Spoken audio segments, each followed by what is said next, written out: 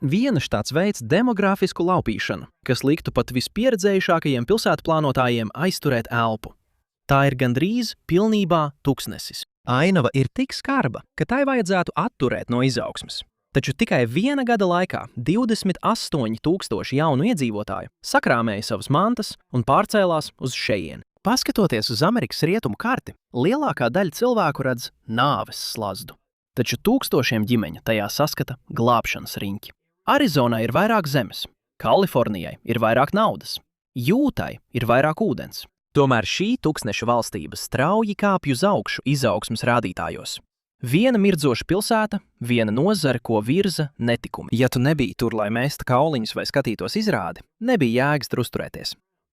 Tad viss mainījās. Tā ir štats bez pieejas jūrai ar samazinošiem ūdens resursiem, kura ekonomika agrāk pilnībā balstījās uz turismu. Tomēr skaitļi rāda, ka Nevada pārspēja vēsturiski lielākus štatus ar milzīgu sākuma pārsvaru. Kāpēc? Lai to noskaidrotu, brauciet uz austrumiem no Reno pa I-90 līdz Tahoe Reno industriālajiem centram. Tas varētu izskatīties kā jebkurš cits industriālais komplekss, bet tas ir citāds. Tas ir Amerikas piegādes ķēdes mugurkauls. No šīs vienas vietas kravas automašīna var sasniegt Sietlu, Fīniksu vai Losandželosu 24 stundu laikā. Šī iemesla dēļ tādi tehnoloģiju giganti kā Google un Switch ir pārcēlušies šeit līdzās Teslas milzīgajai gigarūpnīcai. Šīs koridors nav tikai plašs asfalta klajums, tas ir inovāciju mugurkauls. Noliktavas kļūst par mikrocentriem, robotikas, mākslīgā intelekta pārvaldītām krājuma sistēmām un ar droniem atbalstītām piegādēm. Samazinot pārvadājumu laikus un izvairoties no pārpildītām ostām, uzņēmumi var samazināt piegādes izmaksas. Darbiniekiem dzīves izmaksas ir daudz zemākas nekā Sanfrancisko līča apgabalā vai Sietlā. Tehnoloģiju centri var attīstīties bez graujoša spiediena uz mājokļu tirgu.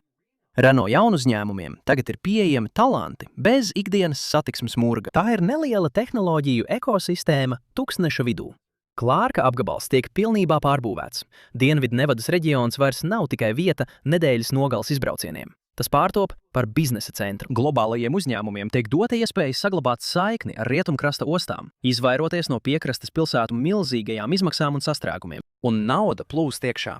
Tikai pēdējā gada laikā miljardiem dolāru ir ieguldīti Hendersonā un Ziemeļ Lasvegasā, lai stiprinātu Amerikas piegādes ķēdi. Nevada izmanto savus zemos nodokļus un ātro dokumentu kārtošanu, lai nodrošinātu tādu strauju izaugsmi, kādu gandrīz nekur citur rietumos nav iespējams atrast. Automatizācija, zaļā enerģija, lielie tehnoloģiju uzņēmumi. Tie visi tiek piesaistīti tuksnesim.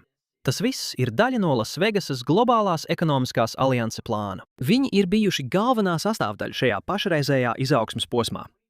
Līdz 2027. gadam tuksnesis varētu kļūt par Amerikas ražošanas lielvaru. Bet tā ir tikai redzamā daļa. Viens no lielākajiem faktoriem ir paslēpts augsnē. Nevadas jaunais sudrabs ir litijs. Takerpasa. Tieši pie Humboldt apgabala atrodas lielākā zināmā litija atradne ASV. Šī viena ielai varētu nodrošināt pietiekami daudz litiju, lai gadā darbinātu 800,000 elektroauto. Nevada ir elektroauto degviela nākamajam transporta gadsimtam. Taču, lai veidotu nākotni ar baterijām darbināmiem transporta līdzekļiem, ir nepieciešams milzīgs elektroenerģijas daudzums. Un tuksnesī tā ir problēma. Lai apmierinātu šo pieprasījumu, Nevada tomēr rīkojas. Tā ir vienīgā štats rietumos, kas aktīvi pārbūvē visu savu elektrotīklu. Galvenais projekts ir Green Link West. 472 jūdžu gara augstsprieguma pārvades līnija, kas tieši savienos Lasvegasu ar Rīno. Šī milzīgā enerģijas maģistrāle ir izveidota, lai nogādātu lielu daudzumu atjaunojamās enerģijas no tuksneša saules elektrostacijām tieši uz tehnoloģiju centriem Ziemeļnevadā. Un tas piesaista arī citas nozares uzmanību. Datu centri līdz 2030. gadam varētu patērēt līdz pat 10% no pasaules elektroenerģijas. Tas ir tikpat daudz elektroenerģijas, cik viena liela industriāla valsts, piemēram Japāna, patērē gada laikā. Ar plašām atklātām teritorijām un stabilu regulējumu, Nevada ir kļuvusi par ideālu vietu šādiem datu centriem. Lai šie serveri darbotos visu diennakti, Nevada būvē projektu Gemini Solar Project. Tas atrodas tieši ārpus Lasvegasas un darbojas kā 1,4 gigavatstundu baterija. Lai gan štats joprojām ir pieslēgts Kalifornijas enerģētikas tīklam, šis projekts ļauj Nevadā atdalīt savu rūpniecisko izaugsmi no blakus esošā pārslogotā un novecojušā Kalifornijas elektrotīkla. Ražojot gandrīz 950 megavatus no savām ģeotermālajām stacijām, kas ir pietiekami 700,000 mājsaimniecību, Nevada var nodrošināt enerģiju saviem augošajiem rūpniecības un tehnoloģiju sektoriem, nepaļaujoties uz Kaliforniju. Lielākais izrāviens šajā notika Humboldt apgabalā, projektā Project Red. Fervo Energy izveidoja pirmo komerciālo uzlaboto ģeotermālo sistēmu ASV, izmantojot dziļus, karstus iežus enerģijas ražošanai. Viņi bija parakstījuši lielu līgumu par Google milzīgo datu centru apgādi. Tas ir vairāku miljonu dolāru projekts, kas ir ieguvums videi. Tā izmanto slēgtu ciklu sistēmu, kas gandrīz nemaz neizmanto ūdeni. Tā pati pazemes siltuma enerģija, kas veicina Nevadas enerģētikas uzplaukumu, klusām palīdz arī mazināt štata ūdens trūkumu. Šādi izskatās visstraujāk augošais štats no iekšpuses. Elektroapgādes tīkls tiek veidots no jauna, lai nodrošinātu enerģiju nozarēm, kas šeit pirms 5 gadiem vēl nepastāvēja. Kamēr Nevada būvē savu fizisko infrastruktūru, tā pārveido arī juridisko infrastruktūru. Gadsimtu ilgi Delavēra dominēja korporatīvajā Amerikā. Ja jūs dibinājāt lielu uzņēmumu, jūs to reģistrējāt tur. Taču tagad parādās jauna kustība – Dexit. Uzņēmumi aiziet prom. Tā ir masveida aiziešana.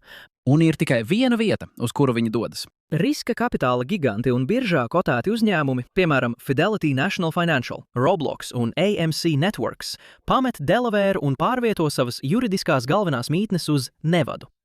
Kāpēc šādas pārmaiņas? Delavēras tiesas ir kļuvušas neparedzamas. Tās atceļ milzīgas izpildu direktora atalgojuma paketes un apšauba valdes neatkarību. Dibinātājiem un investoriem tā ir īsta murga situācija.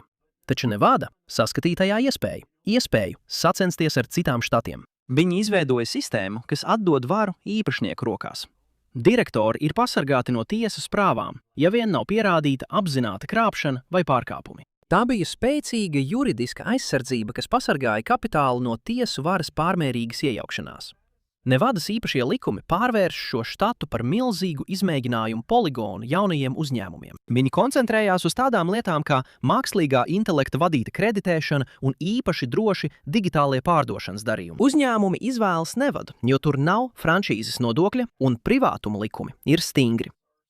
Tomēr īstais dzinējspēks visai šai izaugsmē ir nauda. Precīzāk sakot, riska kapitāla finansējums. Tā kā Nevadā nav uzņēmumu ienākuma nodokļa, šie jaunuzņēmumi var paplašināties uz citām štatiem, neciešot no smagiem valsts nodokļu slogiem divreiz. Tas padara Nevadu par ideālu bāzes vietu uzņēmumam, kas vēlas strauji augt. Kamēr tādi štati kā Kalifornija apspriež jaunus nodokļus turīgajiem, Nevadas ienākuma nodokļa likmes darbojas kā magnēts. Pēdējo 5 gadu laikā štats ir piesaistījis $500 miljonus privātās investīcijās. Tā ir nauda, kas iespējams būtu palikusi Kalifornijā, ja ne tās augstie nodokļi un regulatīvie šķēršļi. Līdz 2030 gadam tiek prognozēts, ka Nevada uzņems 10 000 jaunu uzņēmumu, pārvēršot viena štata zaudējums otra izaugsmē. Lielie spēlētāji nepārvieto tikai savas galvenās mītnes. Viņi pārvieto veselas komandas. Kad Roblox pārcēla savu juridisko mītnes vietu uz Nevadu, tas izraisīja atbalsta pakalpojumu vilni.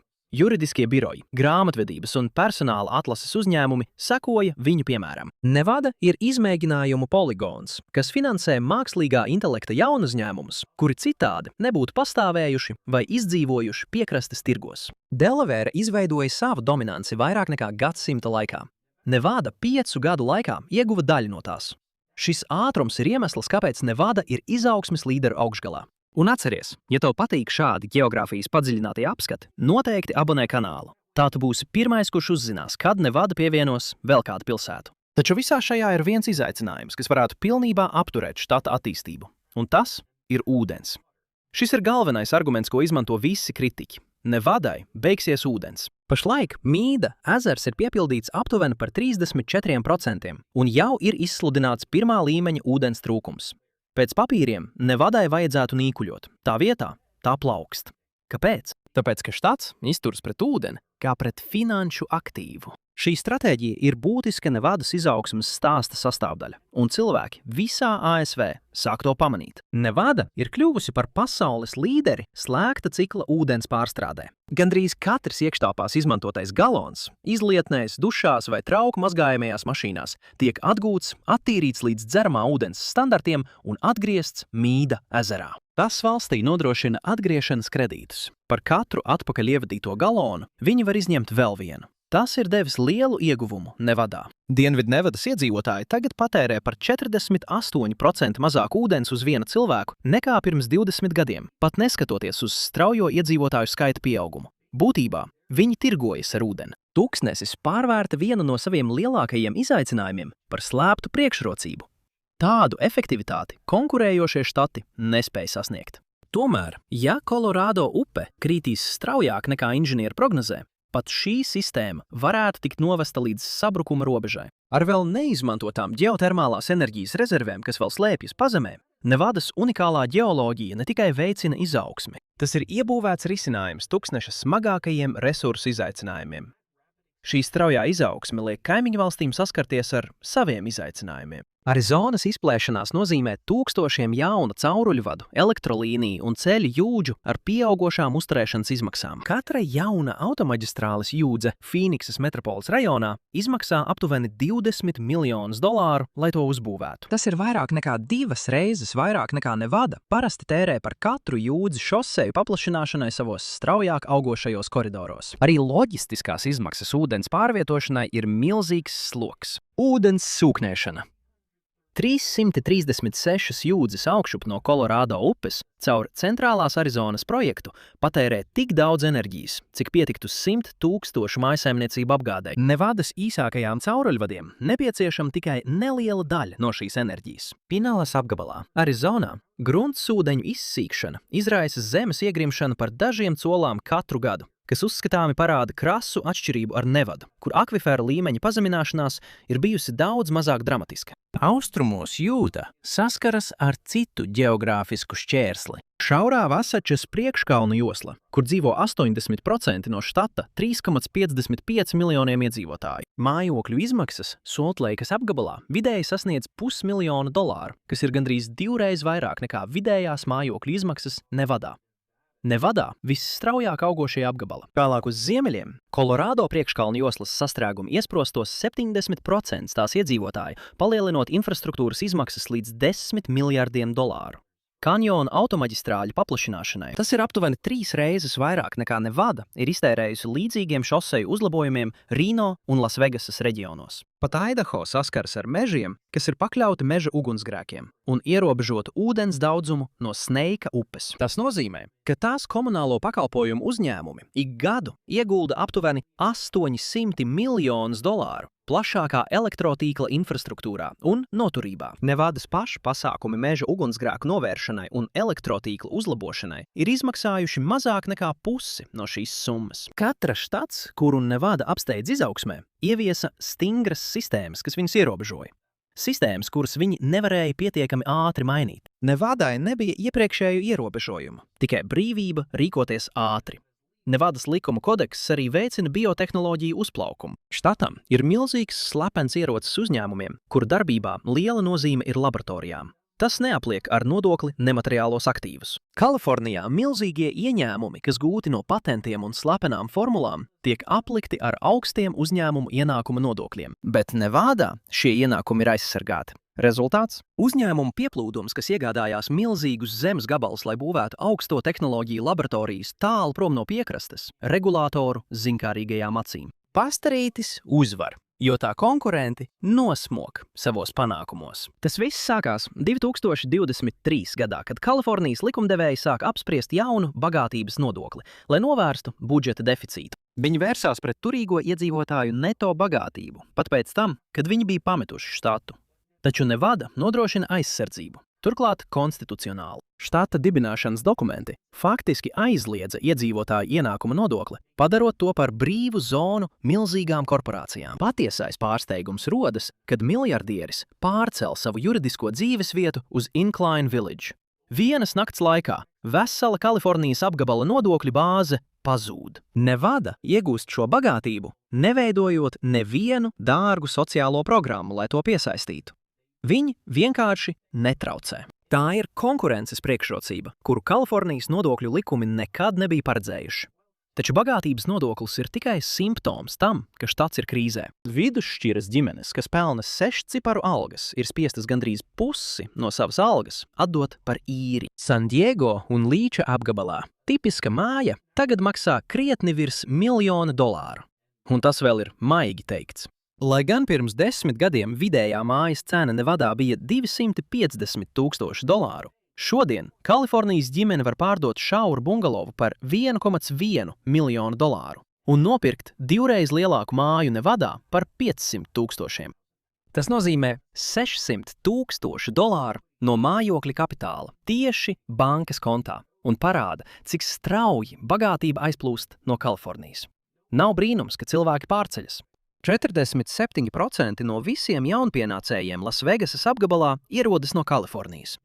Viņi līdzi atved bagātību, prasmes un ambīcijas. Nevada ne tikai uzņem viņus, tā viņiem piedāvā pilnīgi jaunu nodokļu pasauli, kurā darboties. Taču zelta štats izjūk arī citos veidos, ko maz cilvēku pilnībā novērtē. Meža ugunsgrēki kļūst par ikgadējām katastrofām, piespiežot cilvēkus evakuēties, iznīcinot mājas un palielinot apdrošināšanas izmaksas. Tas padara apdrošināšanu gandrīz neiespējamu vidusšķiras ģimenēm. Plānoti elektroenerģijas atslēgumi skar lielākos tehnoloģiju centrus un lielpilsētas, apdraudot uzņēmumu produktivitāti un padarot paplašināšanos riskantu.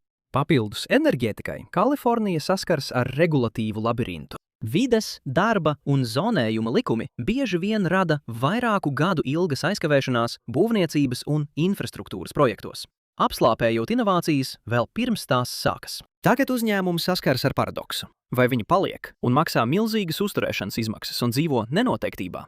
Vai arī viņi aiziet un riskē zaudēt savu tirgus pozīciju?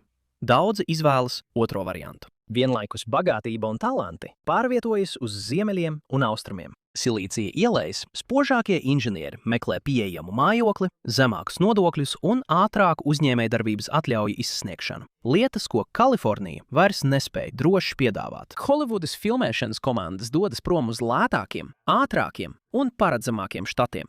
Uzņēmēji bēg no nodokļu un tiesu neprognozējamības kombinācijas.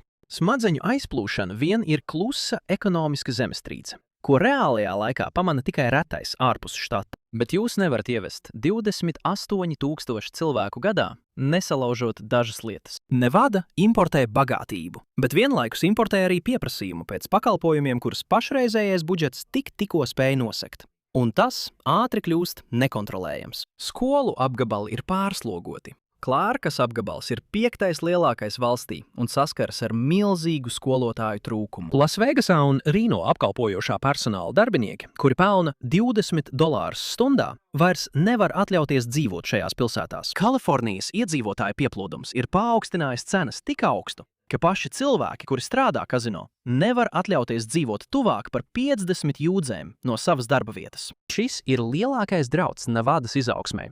Ja fiziskā darba strādnieki nevarēs atļauties šeit dzīvot, tehnoloģiju un loģistikas centri gal galā paliks bez darba spēka. Štats cenšas atbrīvot federālo zemi pieejamu mājokļu būvniecībai, taču tam nepieciešams kongresa lēmums.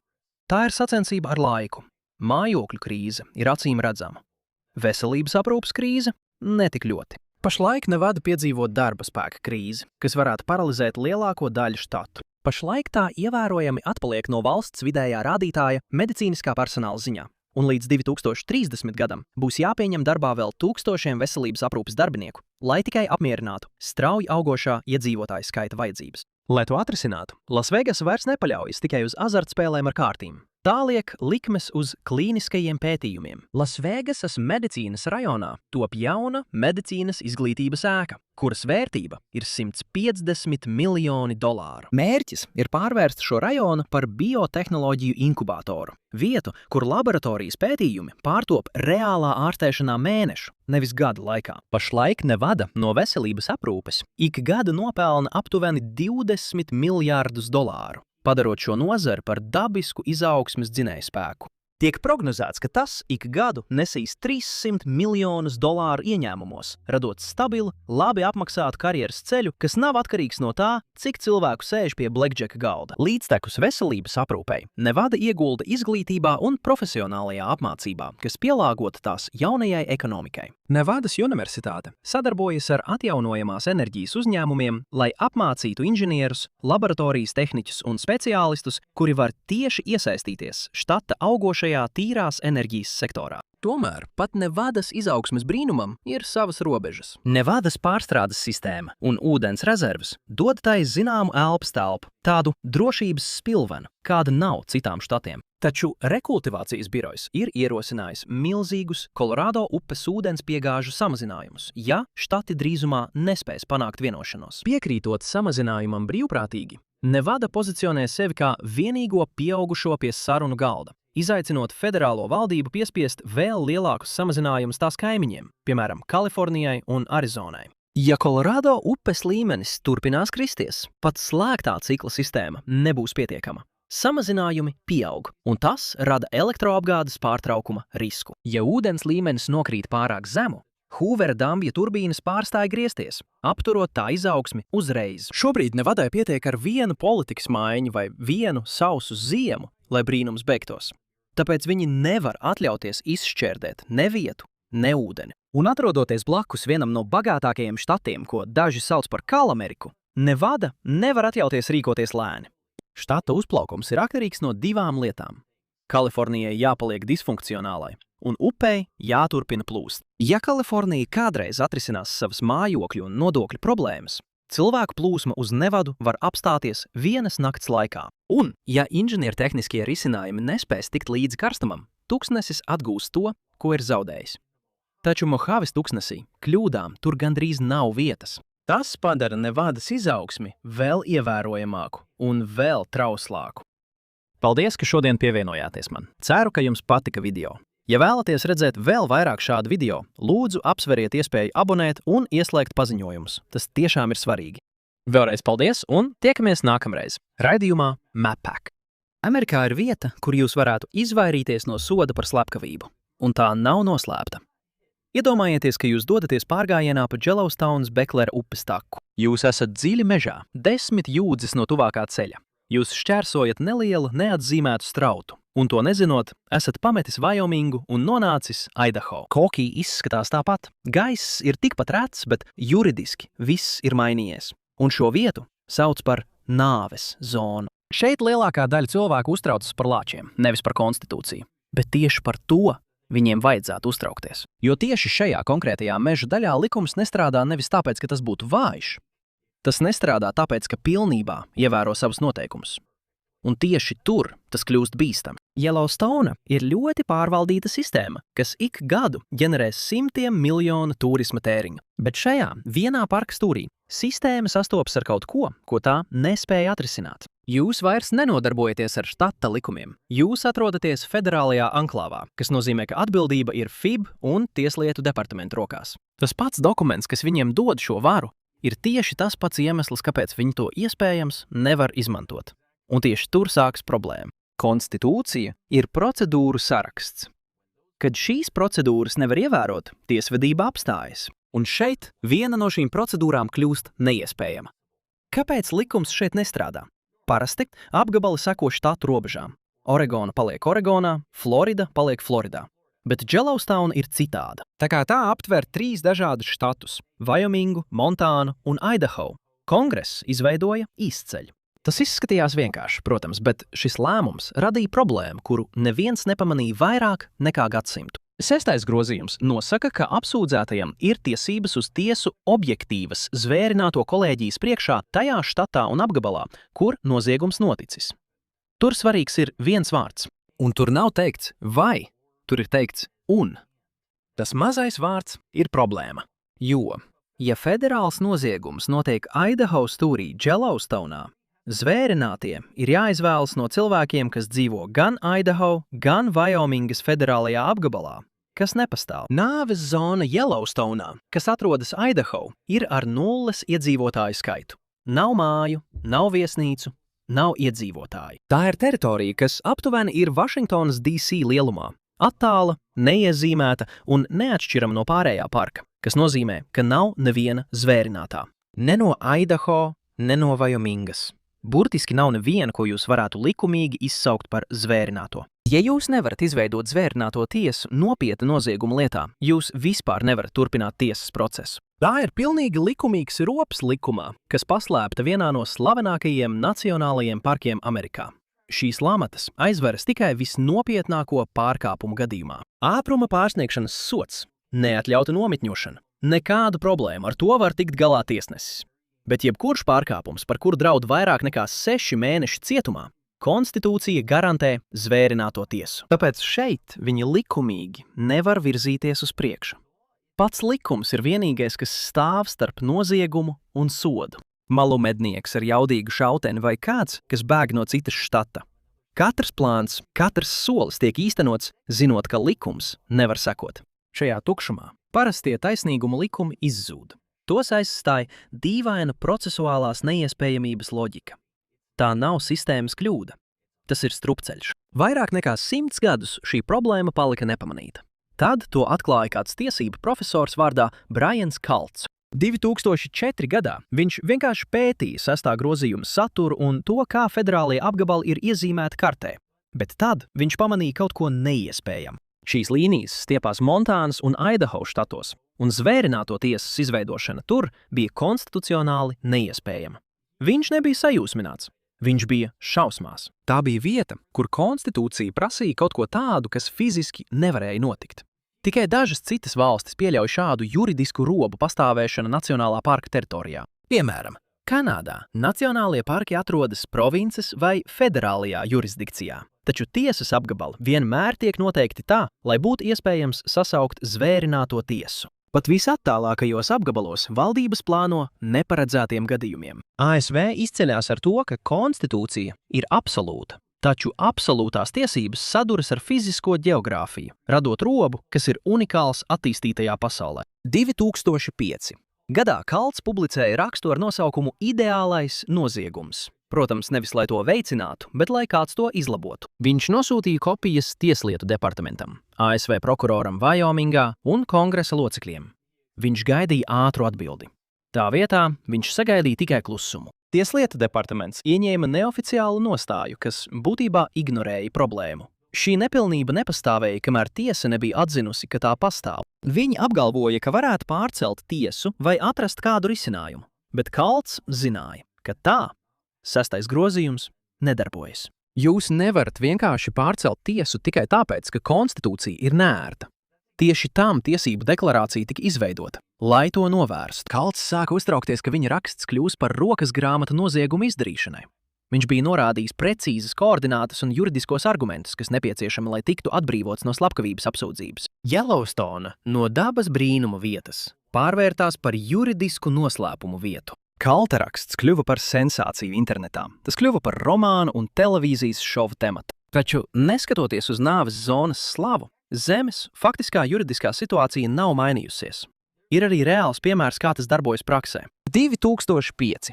gadā vīrietis vārdā Maiks Beldoreins tika pieķerts malmedniecībā Yellowstones Montānas daļā. Viņš nebija slepkava, tikai mednieks, kurš nošāva lielu vapiti tēviņa tur, kur to nedrīkstēja darīt. Kad lieta nonāca tiesā, viņa advokāti pieminēja Briana Kalta likuma robu. Viņi teica, ka viņam vajadzētu būt zvērinātajiem no Montānas, nevis Vajomingas. Tiesnesis šo argumentu nekavējoties noraidīja. Valdība piekrita vienošanās par vainas atzīšanu. Beldoreins saņēma 4 gadus cietumā, kā arī naudas sodus un kompensāciju. Kā daļu no vienošanās, viņš piekrita neapstrīdēt nāves zonas jautājumu augstākā instancē. Šādi sistēma izturas pret zināmām nepilnībām. Klusi ierobežo problēmu, risina simptomus un ļauj nepilnībai pastāvēt tālāk. Šī 50 kvadrātjūdžu lielā caurums joprojām lielākoties nav pārbaudīts. Tā ir kā konstitucionāla laika bumba, kas gaida savā nomajajā apvidū. Valdībai paveicās ar Beldoreinu, bet nāves zona neprasa sadarboties spējīgu apsūdzēto. Nepieciešams tikai kāds, kurš likumu pārzina labāk nekā prokurors un zina 50 kvadrātjūdžu lielā Idaho apgabala koordinātas, ko Brians Kalts ir atzīmējis kartē, lai ik viens tās varētu atrast. Koordinātas ir publiskas. Juridiskais arguments ir publicēts. Ik viens, kurš ir gatavs izlasīt nepieciešamo, varētu ieiet šajā mežā precīzi zinot, ko likums viņam var un ko nevar izdarīt. Un gadiem ilgi tas palika tikai teorētiski. Un tad lietas sāka kļūt nopietnas. Pieņemsim hipotētiski. Kāds cilvēks nedēļu pēta kalta rakstu. Viņš izdrukā koordinātas, viņi aizbrauc līdz Beklera takas sākumam, noiet 10 jūdzes dziļāk, izdara noziegumu, ko plānojuši mēnešiem ilgi, zinot, ka, kad ieradīsies izmeklētāji, pirmais zvans nebūs šerifam. Tas būs zvans konstitucionālo tiesību profesoram. Un šis profesors viņiem pateiks to pašu, ko Kalts teica Tieslietu departamentam 2005. gadā. Nav zvērināto, ko sasaukt. 2021. gadā Gabijas Petito pazušana piesaistīja pasaules uzmanību. Viņas ķermenis vēlāk tika atrasts netālu no Yellowstones reģiona. Pēkšņi cilvēki sāka jautāt, kas būtu, ja tas būtu noticis tikai dažas jūdzes uz rietumiem? Kas būtu, ja tas notiktu nāves zonā? Šādas augsta līmeņa traģēdijas tuvums nāves zonai vairs neļāva to uztvert tikai kā akadēmisku teoriju. Tas lika cilvēkiem saprast, ka 6. grozījums ir domāts, lai aizsargātu sistēmas integritāti. Bet, kad to izjauc kartes kļūda, tas pieviļ tieši tos upurus, kuriem tas visvairāk nepieciešams. Vallo de Bella lieta nodrošināja vēl tiešāku saikni ar Yellowstone. Tālija Rajana un J.J. Vallow, 2 Lori Vallow bērni, pēdējo reizi dzīvi tika redzēti 2019. gada 8. un 22. septembrī parkā. Ja bērniem būtu nodarīts pāri šajā zonā, prokuratūra būtu nonākusi tiešā konstitucionālā murgā. Vallodeila lieta galu galā tika izskatīta štata tiesās, jo līķi tika atrasti privātā īpašumā Idaho. Bet šis, kas būtu ja scenārijs, joprojām vajāja federālos izmeklētājus. 2022. gadā Idaho likumdevējs Collins Nash mēģināja izdarīt tieši to pašu. Viņš iesniedza oficiālu lūgumu, aicinot Kongresu pārzīmēt robežu.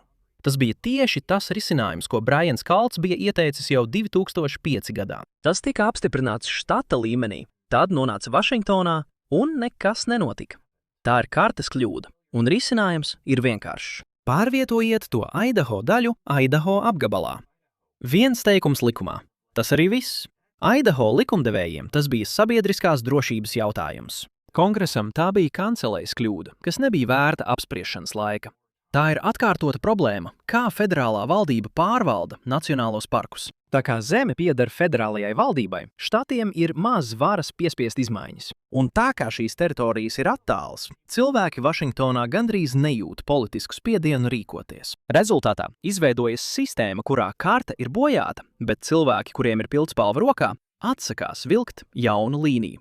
Collins Nash 2024. gadā atkāpās no Idaho likumdevēja amata, atstājot amatu, kamēr nāves zona joprojām bija pilnībā atvērta. Pat tad, kad likumdevējs paveic darbu, piedāvā risinājumu un panāk vienprātību, federālā inerce ir spēcīgāka par pašu likumu. 20 gadi, viens raksts, 0 rīcības. Apmeklētākais nacionālais parks Amerikā ir konstitucionāls rops. Un Vašingtona par to visu šo laiku ir zinājusi. Šī nav birokrātiska nekompetence. Kāds apskatīja problēmu, saprata to un nolēma, ka politiskās izmaksas, atzīstot kļūdu, ir lielākas nekā risks atstāt to neatrisināt. Pirmais iemesls tam ir politiskā ieguvuma trūkums. Tiesu apgabala robežas koriģēšana nepalīdz uzvarēt vēlēšanās. Neviens lobists nefinansē kampaņas par Nacionālo parku robežu reformu. Nāves zona ir šīs bezdarbības upuris, pastāvīga rops tiesiskajā aizsardzībā, kas gaida, kad tajā iekritīs nepareizais cilvēks. Otrais iemesls ir vēl ciniskāks – bailes atzīt kļūdu. Ja Kongress pieņemtu likumu, lai novērstu Idaho nāves zonas problēmu, viņi faktiski atzītu, ka likums vairāk nekā gadsimtu ir bijis kļūdains. Viņi atzīst, ka Brians Kalts jau 2005. gadā viņam bija taisnība, un viņi izvēlējās viņu ignorēt. Politikā ilgtermiņa neveiksmes atzīšana bieži šķiet riskantāk nekā ļaut tai turpināties. Kamēr neviens patiesībā netiek atbrīvots tehnisku iemeslu dēļ, Kongress var turpināt izlikties, ka tā ir tikai juridiskās augstskolas hipotēze. Viņi riskē ar sabiedrības drošību, lai aizsargātu savu reputāciju, cerot, ka laiks beigsies pirms bumba uzsprāgs. 6. grozījums ir tikai tik spēcīgs, cik to ļauj karte. Ja likumdevēji var ignorēt caurumu valsts galvenajā parkā, kādas vēl nepilnības pastāv sistēmā? Tas pats noziegums, kas izdarīts jūdzi attālumā, rada pilnīgi atšķirīgas juridiskas sekas. Konstitūcija to nezina, bet karte gan. Yellowstonā likums ir nosacīts. Brians Kalts ir slaveni teicis, ka vienīgais, kas to izlabos, ir asiņaina krekls. Visticamāk, kādam nāksies izdarīt vardarbīgu noziegumu, stāties tiesneša priekšā un vērot, kā lieta tiek izbeigta, jo nav iespējams izveidot zvērināto tiesu. Tikai tad, kad virsraksti klieks par slepkavu, kurš paliek nesodīts, Kongress sajutīs nepieciešamo spiedienu, lai pieņemtu vienu vienkāršu likuma pantu. Līdz tam pazemojošajam publiskajam fiasko sistēma labprātāk skatās citur un izliekas, ka briesmas nepastāv. Viņi gaida traģēdiju, kas sniegs viņiem politisko aizsegu, lai varētu pildīt savus pienākumus, izturoties pret 132 gadus vecu kļūdu, kā pret nelielu neērtību. 6. grozījums joprojām ir paralizēts tajā mazajā Idaho stūrītī.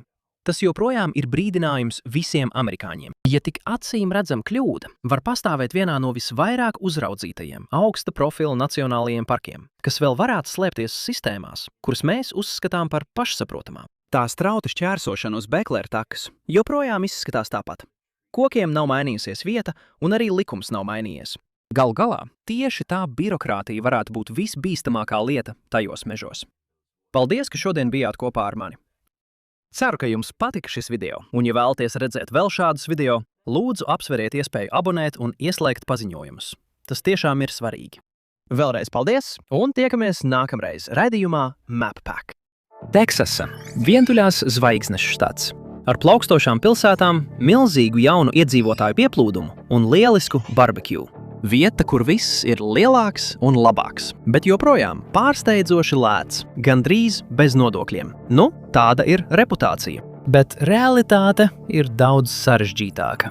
Patiesībā CNBC 2023. gada pētījumā tika secināts, ka Teksasa ir vissliktākais štats, kur dzīvot Amerikā.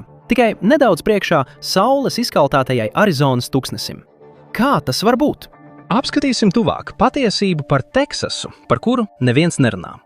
Sāksim ar pamatiem – laikapstākļiem. Lai gan jūs varētu domāt, ka laikapstākļi Teksasā ir maigāki nekā daudzos citos štatos, īpaši, ja pašlaik dzīvojat valsts augstajos ziemeļos, tie var būt arī ļoti ekstrēmi. Štats atrodas tieši tornādo alejas vidū, un tas ir tieši tas, kā tas izklausās.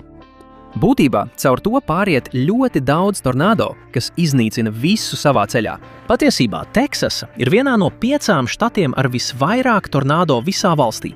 Vidēji apmēram 120 tornādo gadā, jeb citiem vārdiem sakot, 1 tornādo ik pēc 3 dienām. Ziemeļteksasas iedzīvotājiem īpaši ir jānodrošina piekļuve pazemes patversmei tuvumā, jo viņus skar vairāk tornādo nekā daudz viet citur. Lai gan lielākoties no tornādo var pasargāties paslēpjoties pazemē, tu nevari paņemt līdzi visu savu māju. Un 250 jūdžu stundā, jeb 402 km/h vēja, jumtiem un sienām neko labu nesola. Tas nozīmē, ka ja vien tev nav tiešām lieliskas, parasti papildus un specifiskas tornādo apdrošināšanas, kas ir maz ticams, kā redzēs vēlāk, tornādo var radīt postošus zaudējumus tavām finansēm. Ja tu esi dienvidu austrumos, tev nav tik ļoti jāuztraucas par tornādo, bet tev nāksies saskarties ar viesuļvētrām. Gandrīz neviens štata stūris neizvēg no dabas katastrofām. Tā kā Teksas atrodas tieši pie Amerikas līča, agrāk saukt par Meksikas līci, tas nozīmē, ka piekraste un pat dažas iekšzemes pilsētas ir īpaši ievainojamas.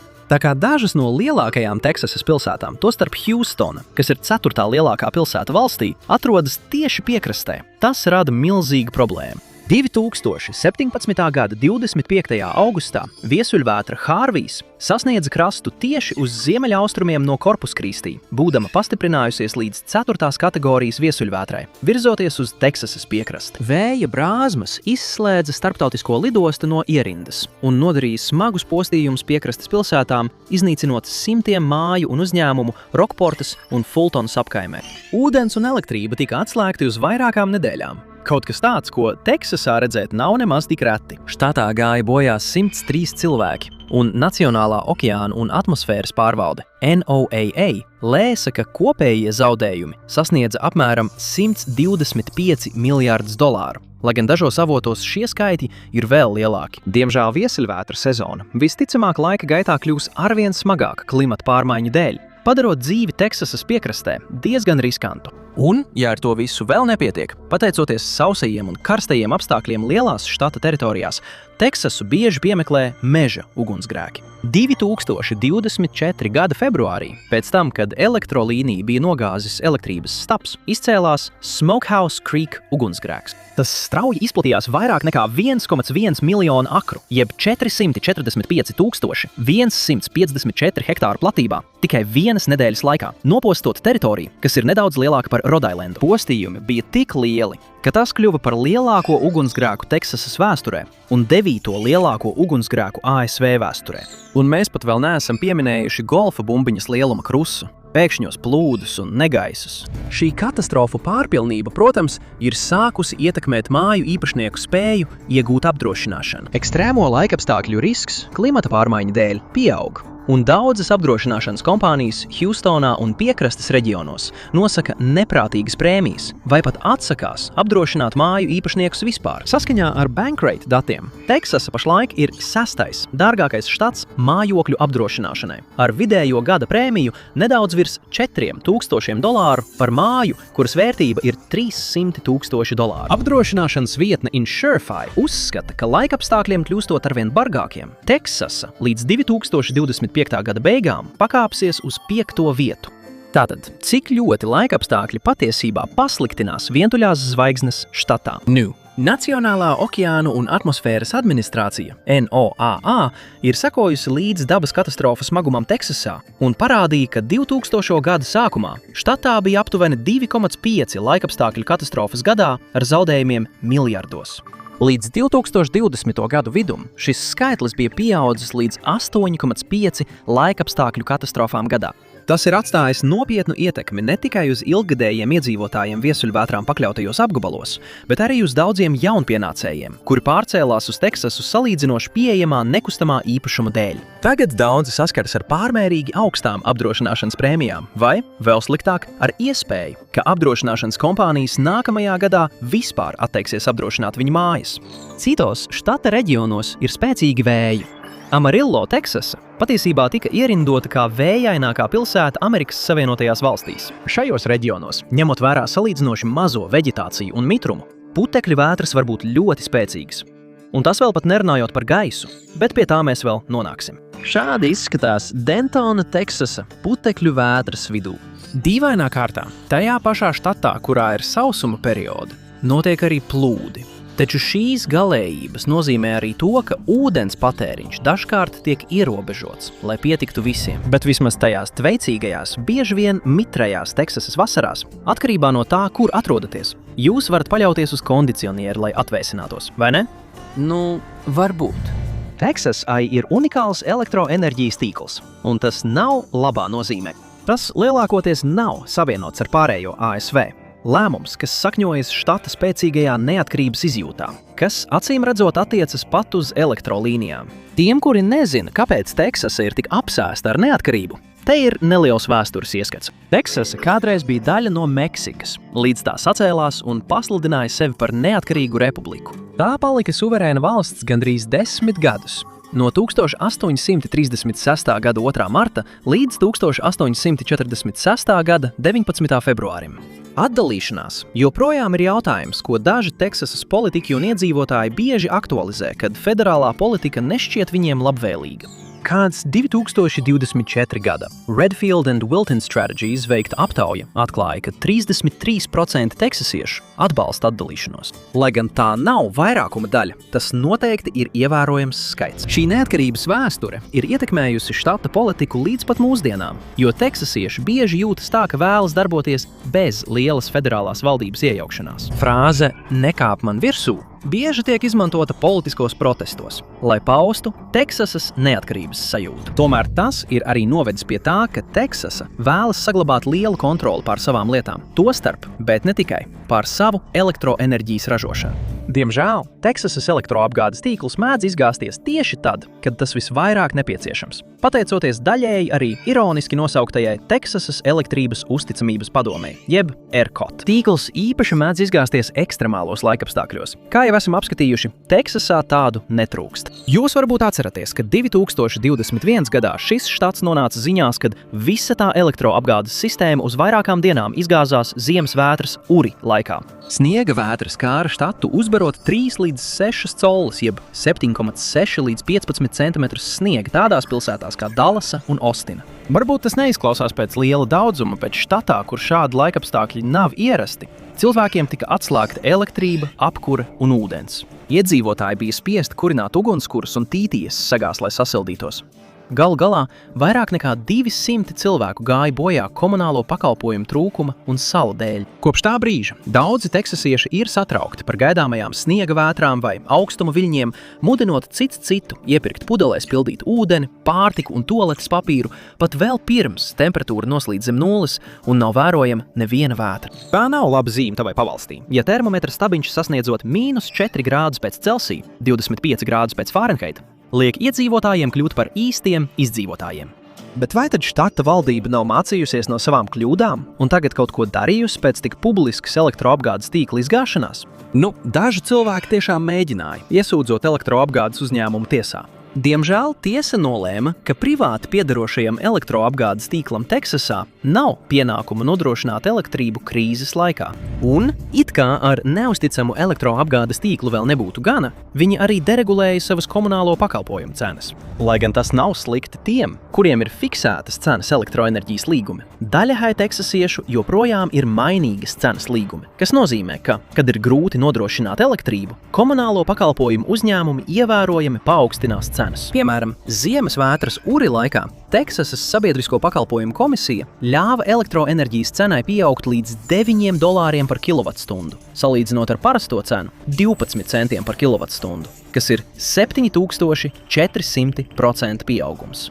Tas nozīmē, ka salīdzinoši lētās mājokļu izmaksas Teksasā, kuru vidējā cena 2025. gadā ir $339,500, varbūt nemaz nav tik izdevīgas. Bet uz mirkli novērsīsimies no lielajām problēmām Teksasā un pievērsīsimies kam mazākam. Daudz mazākam. Un tas būtu Teksasas štata putns, kā to iesaukuši daži vietējie, pazīstams arī kā prussaks. Vai zināji, ka Hjūstona tika atzīta par netīrāko pilsētu ASV? Tā šo titulu ieguva vairāku iemeslu dēļ. Augsts piesārņojuma līmenis, tīrības trūkums un prussaki. Pilsēta ieņem pirmo vietu valstī mājsaimniecību prussaku invāzijas ziņā. Un šīs invāzijas nav raksturīgas tikai Hjūstonai vai tikai prussakiem. Ir arī milzīgi vaboles, odi, kas ir spāru lielumā, skorpioni, ugunsskudras un tarantulas. Kā kāds Teksasā dzimis un audzis komentētājs rakstīja internetā, lielākā daļa mūsu faunas tevi vai nu sakodīs, sadzels vai uzdzīs kokā. Bet noteikti ir vēl kāds iemesls, kāpēc daudz cilvēku pārceļas uz šejieni. Tostarp Elon Musks, kurš plaši pazīstams ar to, ka pārcēla savu galveno biroju uz šo štatu, daļēji, lai izvairītos no augstajiem Kalifornijas nodokļiem. Varbūt tiešām tas ir nodokļu dēļ, jo Teksasā nav štata ienākuma nodokļa. Varētu šķist, ka visi ir laimējuši bezmaksas naudas jackpotu, taču nodokļi joprojām ir jāiekasē, jo štatam, īpaši tik apdzīvotam kā Teksasa, ir jāfunkcionē. Tātad, no kurienes nāk nauda? Atbilde ir īpašuma nodokļi. Teksasā ir viena no augstākajiem īpašuma nodokļiem valstī. Mediāna ir 1,67% un vidējais rādītājs 1,9%. Salīdzinot ar ASV mediāno likmi 1,02%. Tas nozīmē, ka mediānais ikgadējais īpašuma nodokļa rēķins Teksasā ir nedaudz zem $4000 ASV, salīdzinot ar vidējo valsts līmenī 2400 ASV. Bet tas nav vienīgais augstais nodoklis štatā. Teksasā ir arī viena no augstākajām pārdošanas nodokļu likmēm – 6,4%. Dažas vietējās pašvaldības pievieno vēl līdz 2% papildus, kas nozīmē, ka ir apgabali Teksasā, kur gandrīz par katru pirkumu jāmaksā 8,4% pārdošanas nodoklis. Tas padara štata pārdošanas nodokli par 13. augstāko starp ASV štatiem, lai gan tas neietver papildus 2%, ko piemēro daudzas vietējās pašvaldības un uzņēmumi. Tātad, pat ja nav štata ienākuma nodokļa, cilvēki iespējams nemaz tik daudz nesataupa pārceļoties uz Teksasu, pateicoties visām pārējām slēptajām izmaksām. Nemaz nerunājot par to, ka augstie nekustamā īpašuma nodokļi tiek novirzīti gandrīz visam, kam parasti tiktu izmantots štata nodoklis, radot citas problēmas, galvenokārt ar skolām. Lielākajā daļā ASV nekustamā īpašuma nodokļi finansē vietējo valsts skolu sistēmu. Taču Teksasā šī nauda tiek novirzīta daudzām lietām, ko nesedz nēsošais ienākuma nodoklis. Tostarp infrastruktūrai, sabiedriskajam pakalpojumu sektoram un veselības aprūpei. Rezultātā Teksasa ieņem salīdzinoši zemu vietu valsts izglītībā un pastāv pastāvīgas bažas gan par kvalitāti, gan saturu. Pēdējo 15 gadu laikā štats ir pieņēmis virkni pretrunīgu likumu, kas stingri nosaka, ko skolēniem drīkst un nedrīkst mācīt, īpaši tēmās, kas varētu būt pretrunā ar stingriem kristīgās ticības uzskatiem.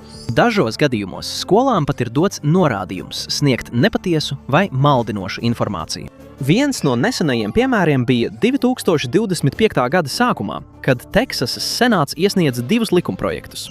Viens paredzēja, ka katrā klasē jāizvieto 10 baušļi, bet otrs noteica obligātu laiku lūgšanai skolas dienas laikā. Kad likumdevēji, kas iebilda pret šo likumprojektu, apgalvoja, ka tas pārkāpj principus, kas nodala baznīcu no valsts. Teksasas likumdevēji uz to reaģēja, ignorējot viņus un apstiprinot likumprojektus. Aizstāvot likumprojektu, senators Mais Middletons sacīja, citēju, mūsu skolas nav zonas bez dieva. 166 reliģisko līderu un pārstāvi no ebreju, musulmaņu, kristiešu, sihu un budistu kopienām parakstīja vēstuli, protestējot pret 10 baušļu likumprojektu. Taču tas maz ietekmēja likumdevēju viedokli. Teksasa arī pieņēma likumus, kas vecākiem un skolu padomēm dod lielākas pilnvaras aizliegt grāmatas skolu bibliotēkās. Viņi uzsvēra, ka tas tiek darīts vienīgi, lai novērstu grāmatas ar rupju saturu. Taču daudzi pedagogi baidās, ka tas patiesībā aizliegs grāmatas, kurās ir jebkāds saturs par dzimumu un seksualitāti, ko varētu interpretēt kā pretrunā esošu kristīgajiem principiem.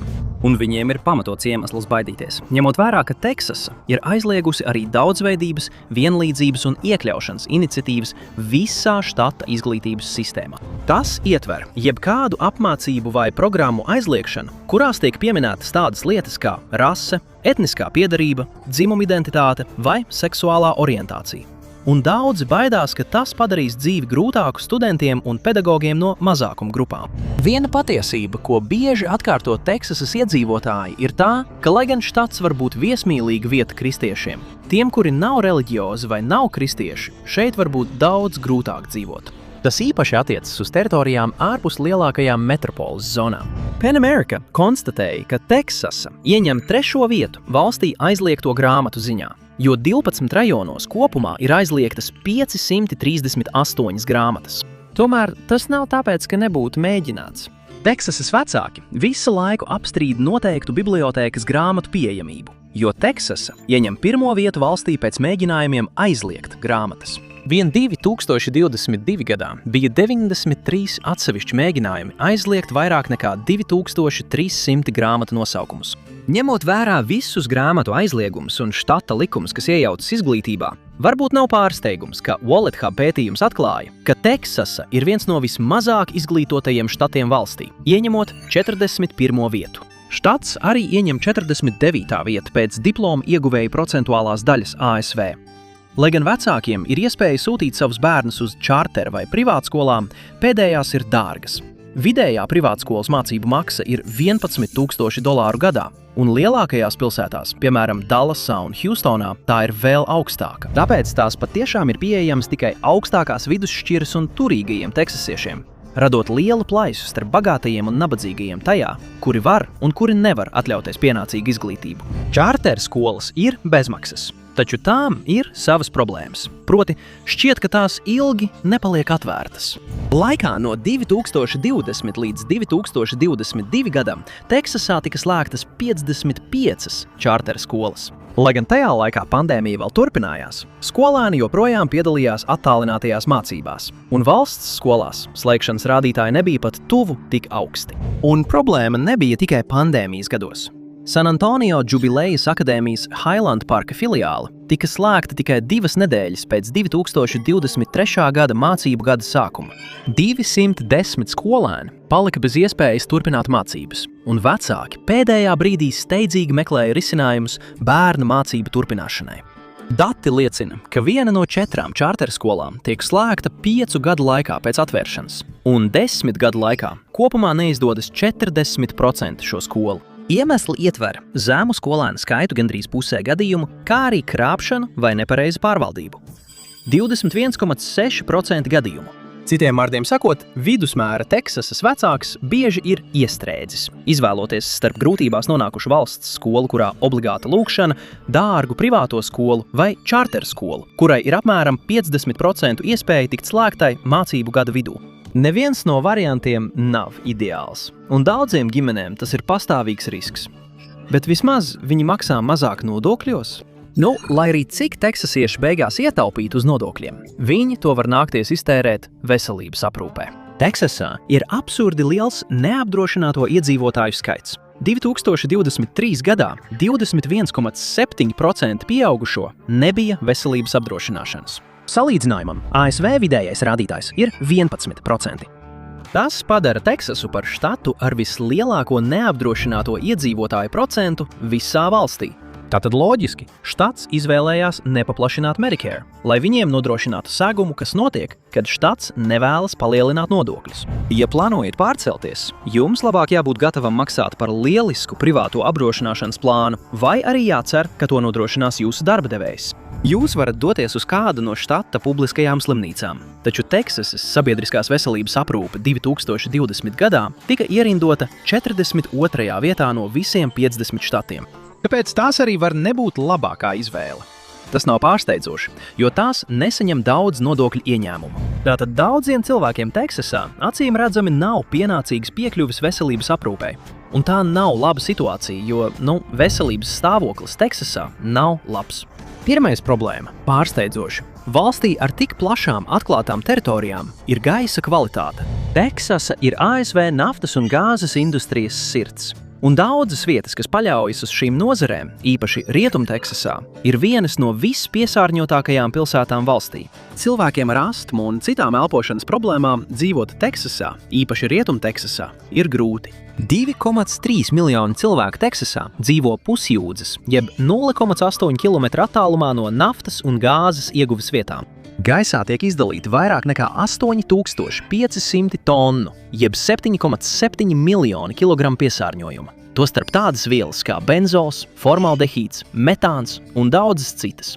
Liela daļa Rietumteksasas, tostarp lielākā daļa apgabala ap Odesu un Midlendu, ir pakļauta vēža riskam, kas pārsniedz EPA noteikto bažu līmeni. Un ja ar to vēl nepietiek, Dallasa 2023. gadā tika ierindota kā 2. sliktākā pilsēta ASV alerģiju slimniekiem, pateicoties ārkārtīgi augstam ziedputekšņa daudzumam un vispārēji putekļainajiem apstākļiem štatā.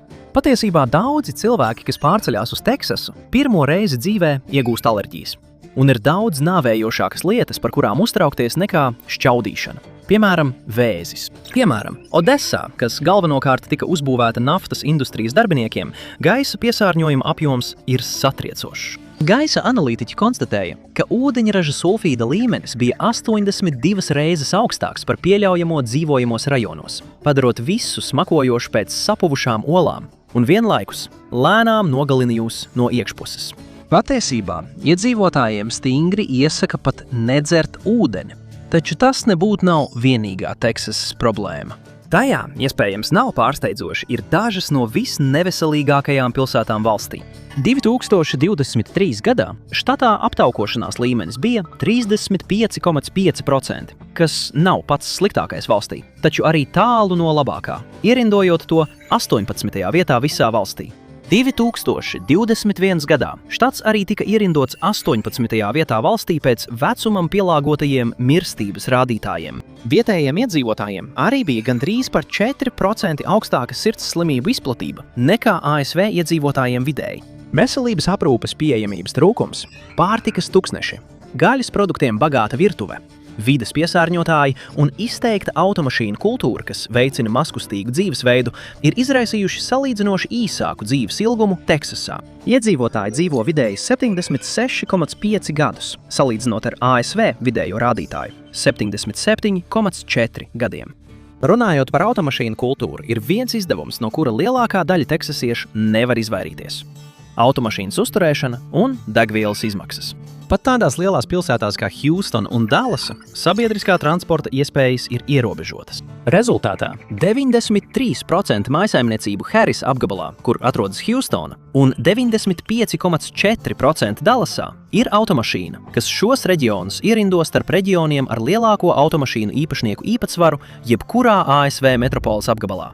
Savukārt tādās lielās metropoles teritorijās kā Čikāga un Vašingtona DC tikai attiecīgi 72,5% un 62,7% mājsaimniecību pieder automašīnu. Tas neatspoguļo ienākumu atšķirības starp dažādām pilsētām. Tā vietā tas uzsver, ka Dallasā un Hjūstonā bez automašīnas pārvietoties ir gandrīz neiespējami. Tā kā Teksasa lielākoties tika attīstīta pēc tam, kad automašīnas kļuva par ikdienu, pat lielās pilsētas ir ļoti orientētas uz automašīnām. Lai gan ir iespējams pārvietoties ar autobusu, tas nav pats vienkāršākais risinājums šī štata plašajās metropoles teritorijās. Metro šeit nepastāv, un vieglā dzelzceļa sistēmas, kas apkalpo tādas teritorijas kā Hjūstona un Ostina, nepiesaista pārāk daudz vietējo iedzīvotāju. Labā ziņa ir tā, ka degviela Teksasā parasti ir diezgan lēta, pateicoties tam, ka štats to ražo lielos apjomos uz vietas. Vidējā degvielas cena uzpildes stacijā ir 2,76 ASV dolāri par galonu, salīdzinot ar vidējo cenu valstī 3,18 ASV dolāri. Uz 2025. gada māja beigām. Sliktā ziņa ir tā, ka teksasieši joprojām patērē ļoti daudz degvielas. Tik daudz, ka jebkādi ietaupījumi uzpildes stacijā ātri vien var pazust, jo daudz laika tiek pavadīts sastrēgumos vai braucot lielus attālumus. Un aizmirstiet par iešanu kā alternatīvu. Daudzos lielo pilsētu rajonos pārvietoties kājām ir gandrīz neiespējami. Pilsētu un piepilsētu teritorijas ir tik ļoti pielāgotas automašīnām, ka, lai šķērsotu galveno ielu, var nākties noiet vairākus 10 metru, lai atrastu drošu krustojumu. Patiesībā dažām galvenajām ielām pat nav ietvju. Nemaz nerunājot par to, ka Teksasa ir otrs lielākais štats valstī, tāpēc attālumi no vienas vietas uz otru bieži ir milzīgi. Tāpēc teksasiešiem noteikti ir nepieciešama automašīna, un vēlams tāda, kas spēj izturēt briesmīgos laikapstākļus un nepārāk labos ceļus attālos laukos, lai pārvietotos pa štatu. Kā jūs varat iedomāties, lielajās pilsētās, kur pārvietošanās ar automašīnu ir vienīgā iespēja, satiksme tādās vietās kā Hjūstona, Ostina un Dallasa var būt ļoti intensīva. Sastrēgumi ir kļuvuši par nopietnu problēmu, un Hjūstona tagad ir starp 10 pilsētām valstī ar vissmagāko satiksmi sastrēgumu stundās. Vidējais brauciens uz darbu Hjūstonā bija 29,8 minūtes, nedaudz mazāk nekā Losandželosā, kur tas bija 30,1 minūte. Dallasa, kas ir bēdīgi slavena kā viena no lielākajām un visvairāk noslogotajām pilsētām valstī, vidējais brauciens uz darbu bija nedaudz labāks, bet nedaudz. 27,8 minūtes. Lai gan štata un pilsētas valdības apliecina teksasiešiem, ka viņi strādā pie lieliskiem sabiedriskā transporta projektiem, lielākā daļa teksasiešu tam ticēs tikai tad, kad to redzēs. Un tas nemaina faktu, ka pašlaik satiksme ir īsts murgs. Tas viss līdz šim izklausās pēc sliktas situācijas, tad kāpēc iedzīvotāji neko nedara lietas labā? Galu galā, viņi taču var balsot par pārmaiņām, kurām tic. Daudzi teksasieši ir pilnībā apmierināti ar to, kā lietas notiek. Un tiem, kuri patiešām vēlas ar savu balsu mainīt štatu noteikumus un likumus, tas var būt ļoti grūti, jo Teksasa ir bijusi līdere vēlētāju apspiešanas likuma ieviešanā. Teksasas senāta likumprojekts numur 1 tika iesniegts, lai padarītu dzīvi grūtāku daudziem teksasiešiem, kur vēlējās balsot.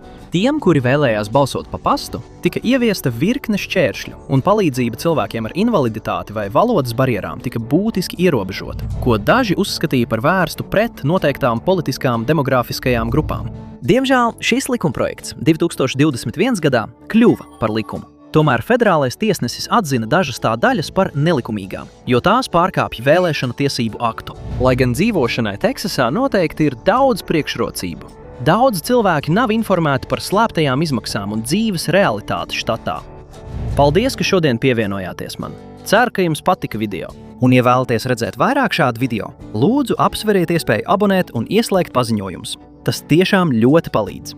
Paldies vēlreiz, un tiekamies nākamreiz raidījumā MapPack. Dzīve Havaju salās var šķist kā nebeidzamas tropu brīvdienas, taču patiesībā tā ir daudz atšķirīgāka un grūtāka, nekā jūs varētu iedomāties. Vai zinājāt, ka Havaju salās patiesībā ir visaugstākās mājokļu cenas valstī, un vidējā mājas cena ir $834,000? Jā, pat vairāk nekā Kalifornijā. Vai arī to, ka 8 no katriem 1000 iedzīvotājiem ir bezpajumtnieki? Jā, arī tas ir vairāk nekā Kalifornijā. Vai arī to, ka tas ir vissliktākais štats braukšanai ar auto? Mēs darām, ka jūs neiedomājāties pīpināšanu un nepārtrauktas sastrēgumus stundu ilgi, lai nokļūtu līdz pludmalei. Mēs ielūkosimies dziļāk un atklāsim, kāpēc dzīve Havaju salās var nebūt tas tropiskais sapnis, par kādu jūs to uzskatāt. Šodienas raidījumā MapPack – patiesība par dzīvi Havaju salās, par ko neviens nerunā. Laipni lūdzam! Havaju salās, Aloha štatā. Šeit visu gadu ir silts, ir saule, skaistas pludmales un nesteidzīgs dzīves ritms. Godīgi sakot, izklausās pēc nelielas paradīzes. Nu, ja vien jūs pelnat 2 reizes vairāk nekā pelnījāt kontinentālajā daļā. Jo tieši tik daudz jums būs nepieciešams, lai izdzīvotu Havaju salās. Vidēji, lai ērti dzīvotu Havaju salās, nepieciešami $150,000 gadā, salīdzinot ar vidēji $75,000 gadā ASV kontinentālajā daļā. Taču visticamāk jūs to neatradīsiet, jo lielākā daļa cilvēku Havaju salās ir nepietiekami atalgoti. Tāpēc jums iespējams būs nepieciešami 2 darbi, tāpat kā lielākajai daļai vietējo. Un, ja jums ir bērni, jums būs jāņem vērā arī privātās izglītības izmaksas, jo Havaju skolas atstāja daudz ko vēlēties. Un cerams, ka jūs nevēlaties sākt savu biznesu, jo šajā gadījumā Havaju salas ir tikai 44. vietā no 50 štatiem pēc uzņēmējdarbības uzsākšanas vienkāršības. Tad, ja jūs nepārņem salu izolācijas sajūta, ir arī pieaugošā spriedze starp vietējiem iedzīvotājiem un malihi, cilvēkiem no citām vietām, kuri pārvācas uz Havaju salām uz pastāvīgu dzīvi, pieaugošās mājokļu izmaksas un bezpajumtniecības krīze. Tātad, kāpēc Havaju salās ir tik daudz problēmu? Noskaidrosim to. Sāksim ar vienu no pašiem pamata faktiem par šo štatu, kas veicina daudzas tā problēmas, tostarp salu izolācijas sajūtu. Havaju salas ir mazas. Tās sauszemes platība ir nedaudz vairāk nekā 6400 kvadrātjūdzes, jeb apmēram 16500 kvadrātkilometri, kas ierindoto 47. vietā starp ASV štatiem, apsteidzot tikai mazās Konektikutas, Delavēras un Rodailendas štatus. Atšķirība ir tāda, ka ja esi Konektikutā, Delavērā vai Rodailendā, tu vari aizbraukt uz blakus esošo štatu, ja vēlies redzēt vai darīt kaut ko jaunu. Ja esi Havaju salās, lai nokļūtu tuvākajos štatos, Kalifornijā vai Aļaskā, ir nepieciešamas lidmašīnas biļetes un 6 stundu lidojums. Nemaz nerunājot par to, ka, ja tu dzīvo Havaju salās, tev nav pieejama visa šī sauszemes teritorija vienlaikus. Havaju salām ir 8 galvenās salas, no kurām 7 ir apdzīvotas, un tikai 6 no tām ir atvērtas turistiem un vietējiem iedzīvotājiem. 2/3 Havaju salu iedzīvotāji dzīvo Oahu salā, kuras kopējā platība ir 597 kvadrātjūdzes, jeb aptuveni 1500 kvadrātkilometri. Tas ir puse no Josemitas Nacionālā parka platības. Tagad iedomājieties, ka visa jūsu dzīve – skola, darbs, vietas, kur doties, lietas, ko darīt, apskates objekti, ko redzēt – ir ierobežoti tikai pusē no viena nacionālā parka. Protams, tur ir daudz skaistu lietu, bet pēc kāda laika sāk šķist, ka, viss jau ir redzēts. Tad arī sākas tā sauktā salu drudzis. Havaju veselības konsultāciju centrs to raksturo šādi. Salu drudzis, jeb klints drudzis, ir termins, ko izmanto, lai raksturotu nemiera, izolētības un garlaicības sajūtu, ko izjūt cilvēki, kas dzīvo uz salām. Tā ir reāla psiholoģiska parādība, kas var radīt diskomfortu un negatīvi ietekmēt cilvēka garīgo veselību. Un šo problēmu pamana ne tikai terapeiti, bet malihīņi, kuri mīl šo štatu, laiku pa laikam izjūt šo drudzi. Kāda sieviete, pazīstama kā godīgā vietējā, kur pārcēlās uz Havaju salām pirms vairāk nekā 10 gadiem, raksta par savu pieredzi.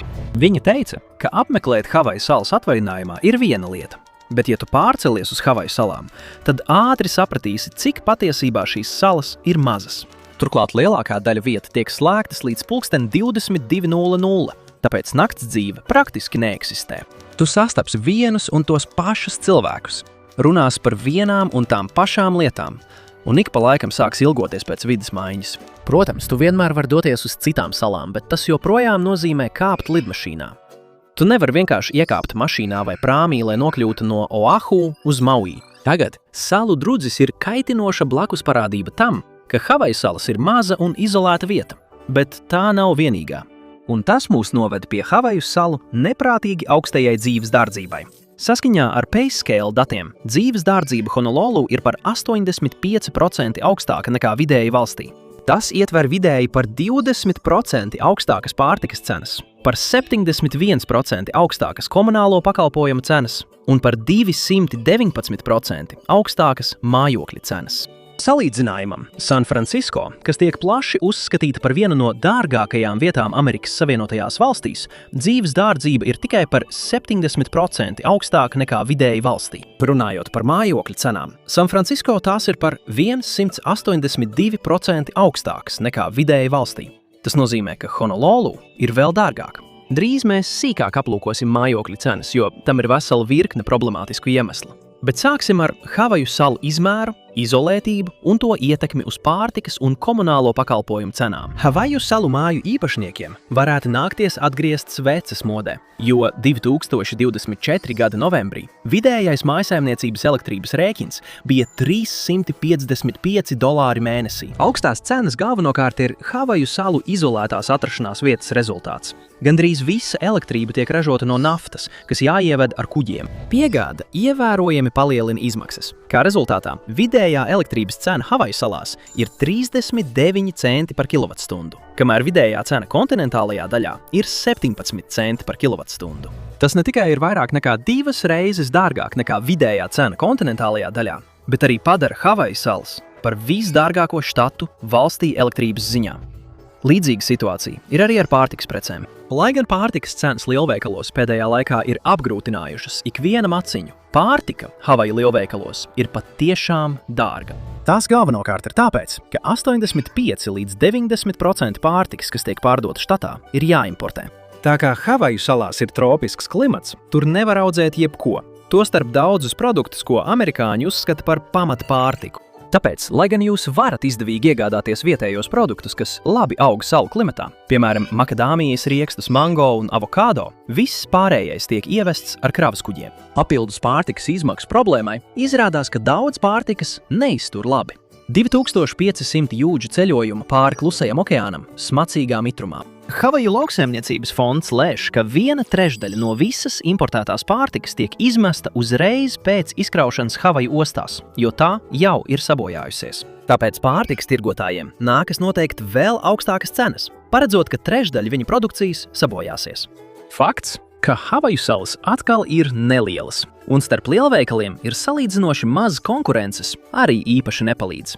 Veikaliem nav īpašas motivācijas samazināt cenas, un tā kā viņi jau maksā ārkārtīgi augstas komunālo pakalpojumu un īres vai hipotēkas izmaksas, nav skaidrs, cik daudz iespēju viņiem vispār ir samazināt cenas. Tas mūs noved pie jautājuma. Kas īsti notiek ar Havaju nekustamā īpašuma cenām, kas ir pilnīgi nekontrolējams? Misūri Ekonomisko pētījumu un informācijas centrs veica pētījumu par mājokļu cenām visā ASV un noskaidroja, ka 2024. gadā pārsteidzoši dārgajā Kalifornijas mājokļu tirgū vidējā mājas cena bija ap $728 000. Salīdzinājumam, vidējā mājas cena Havaju salās bija $834 000, padarot to par visdārgāko štatu ASV, kur iegādāties mājokli. To daļēji var skaidrot ar Havaju salu izmēru. Vietas ir maz un liela tās daļa, precīzāk sakot 48%, ir aizsargājumā teritorija. Bet stāsts ar to nebeidzas. Daudz cilvēki vēlas dzīvot Havaju salās, īpaši turīgie cilvēki. Tik daudz ārvalstu pircēju ar milzīgiem līdzekļiem iegādājas mājas un zemi Havaju salās, ka tas oficiāli ir kļuvis par starptautisku nekustamā īpašuma tirgu. Patiesībā vietējie iedzīvotāji, kurus sauc arī par kama aina, tiek izspiesti no štata, kurā viņi ir dzimuši, jo cenas kļūst pārāk augstas. 2023. gada jūnijā Havaju mājokļu faktu grāmata atklāja, ka pircēji no citiem štatiem veido lielu daļu no mājokļu pārdošanas Havaju salās. Tie veido vairāk nekā pusi no dzīvokļu pārdošanas kaimiņu salās. Havaju galvenais ekonomists atklāja, ka 24% Havaju mājokļu, kas pārdoti no 2010 līdz 2020 gadam, iegādājās citu štatu iedzīvotāji, bet 4% iegādājās ārzemnieki. Oahu patiesībā bija viszemākais ārzemju pircēju īpatsvars. Daļēji tā lielā izmēra dēļ, bet kaimiņu salās, Maui, Kauai un Lielajā salā, vairāk nekā 40% pirkumu veica citu štatu iedzīvotāji. Un problēma ir tāda, ka tie nav tikai cilvēki, kas pārceļās no citām štatiem uz Havaju salām. Gubernators Džošs Grīns paziņoja, ka 52% no Havaju salu 89,000 īstermiņa īres īpašumiem pieder cilvēkiem, kas nav štata iedzīvotāji un pelna ar tiem naudu, kas nozīmē, ka ienākumi aizplūst no štata un īpašnieki pat nedzīvo tur. Daži cilvēki un interešu aizstāvības grupas norāda, ka Havaju salās ir daudz birokrātijas, kas veicina mājokļu krīzi. Tikai 5% zemes ir pieejami jebkāda veida būvniecībai, un liela daļa Oahu salas zemes ir paredzēta tikai vienģimenes mājām, kas ierobežo cilvēku skaitu, kuri tur varētu dzīvot. Taču citi saka, ka katru reizi, kad Havaju salas atļauj būvēt vairāk mājokļu, starptautiskais pieprasījums aug vēl straujāk. Un lielākoties starptautiskos pircējus pat īsti neinteresē pats mājoklis. Viņi vienkārši vēlas zemi un bieži nojauc uz tās esošās mājas, lai uzceltu savas, daudz dārgākas mājas, tādējādi paaugstinot īpašumu vērtību arī pārējiem. Honolulu Civil Beat raksta, citēju: Nevietējie pircēji un investori ir paaugstinājuši mūsu mājokļu cenas par 700,000 līdz 800,000 dolāru virs tā, kādai tirgus cenai vajadzētu būt, balstoties uz vietējiem ienākumiem. Vietējiem pircējiem nav nekādu izredžu. Lai gan tas varētu izklausīties lieliski pašreizējiem Havaju māju īpašniekiem, ja viņi kādreiz vēlēsies pārdot, tā ir slikta ziņa cilvēkiem, kuri vēlas pārcelties no ģimenes mājas un iegādāties savu pirmo mājokli. Protams, ar to lielākā daļa jauno cilvēku ASV tāpat saskars, bet Havaju salās ir lielāka iespēja atrast vienradz nekā pieejamu pirmo mājokli. Un vietējiem māju īpašniekiem, kuri nevēlas pārdot, tās ir sliktas ziņas, jo viņu īpašuma nodokļi ar katru gadu pieaug, un daudziem cilvēkiem nav naudas, lai tos samaksātu. Kāpēc? Tāpēc, ka Havaju salu vietējie iedzīvotāji parasti ir nepietiekami atalgoti, un vietējie ar pamatiedzīvotāju Havaju izcelsmi, jeb Kanaka, viņi ir vissliktākajā situācijā. 2024. gada 2. ceturksnī Havaju salas ieņēma 24. vietu starp štatiem pēc vidējiem gada ienākumiem, sasniedzot aptuveni 69,600 dolāru. Tas faktiski ierindoja Havaju salas zem valsts vidējā ienākuma līmeņa, kas bija 73,219 dolāri. Tieši tā, lielākā daļa ASV štatu atrodas zem valsts vidējā līmeņa. Un, lai gan citās vietās, piemēram Oklahomā vai Idaho, algas ir vēl zemākas nekā Havaju salās, tur arī dzīves dārdzība ir daudz zemāka, kamēr Havaju salās tā ir visaugstākā valstī. Tas nozīmē, ka vietējie iedzīvotāji ar savām algām tikko spēj izdzīvot. Žurnāls Forbes noskaidroja, ka havajieši vidēji gadā iztērē 55,500 dolāru, atstājot viņiem viszemākos rīcībā esošos ienākumus no visu štatu iedzīvotājiem – ap 9,500 dolāru gadā. Tas nozīmē, ka daudzas vietējās mājsaimniecības ir Alice mājsaimniecības. Alice nozīmē ierobežoti aktīvi, ierobežoti ienākumi, nodarbināti. Tas nozīmē cilvēkus, kuri pelna vairāk nekā federāli noteiktais nabadzības līmenis, bet joprojām nevar atļauties pamata lietas savā reģionā. Tātad, lielākā daļa cilvēku, kas jaunāki par 30 gadiem. Saskaņā ar federālo nabadzības līmeni, tikai 11% havajiešu pelnīja mazāk nekā nabadzības slieksnis. Bet, ja paskatās uz Alice slieksni, kas reālāk atspoguļo reģionālās dzīves izmaksas, 44% havajiešu mājsaimniecību nepelnīja pietiekami, lai patiešām savilktu galus kopā štatā. Varbūt tāpēc Hawaii Financial Health Pulse atklāja, ka 23% havajiešu strādā vairāk nekā vienā darbā. Bet kāpēc algas ir tik zemas, tik dārgā vietā? Tas vispirms ir saistīts ar to, ka liela daļa vietējo dzīves dārdzības nav saistīta ar vietējām algām, bet gan ar ārvalstu mājokļu pircējiem un to, ka Havaju salām viss ir jāimportē no kontinentālās daļas. Būtībā piedāvājuma un pieprasījuma likums Havaju salās īsti nestrādā, bet tas ir cieši saistīts arī ar salas galveno nozari – turismu, jo te ir problēma. Lai gan jūsu maitai kokteilis un 4 zvaigžņu viesnīcas numurs var būt ļoti dārgi, šī nauda nenonāk pie darbiniekiem, jo turisma nozarē vienkārši slikti maksā. Daudzi no šiem darbiem ir sākuma līmeņa apkalpošanas darbi, kuros nav daudz iespēju izaugsmei, vismaz lielākajai daļai cilvēku, kas tajos strādā. Floridas štata universitāte publicēja pētījumu žurnālā Tourism Management Journal, kurā atklāts, ka turisma nozares darbinieki ne tikai saņem zemu atalgojumu, bet viņiem patiesībā ir viszemākā nedēļas alga starp visām darba nozarēm. Pētījumā tika analizēti algu dati ASV no 2006. līdz 2018.